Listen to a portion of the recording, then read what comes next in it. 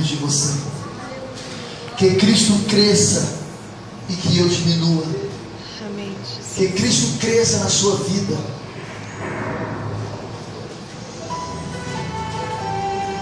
Feche os teus olhos e louve ao Senhor.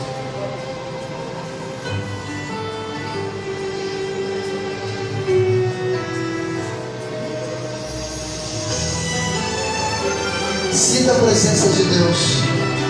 Feche os seus olhos.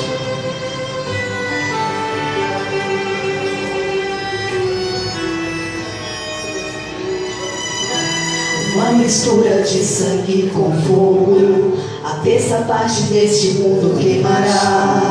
Eu quero estar distante, eu quero estar no céu, quando o anjo a primeira trombeta tocar. Um grande meteoro vai cair no mar, pela segunda vez que a trombeta tocar, levando a terça parte à destruição.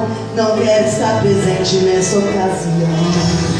Na terceira vez que a trombeta tocar, uma grande estrela do céu cairá, destruindo as fontes das águas, envenenados muitos homens morrerão. A quarta vez o sol perderá a luz, a lua não terá aquele brilho que seduz. O dia vai ser noite, a noite vai ser dia. Eu quero estar na glória junto de Jesus. Breve virá, breve virá, o meu Jesus voltará.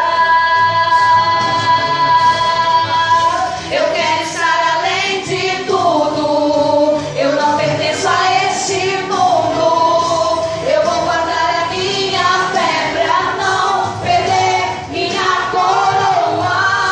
Preciso andar em santidade pra ver a face do meu noivo e adorar na excelência o Todo-Poderoso.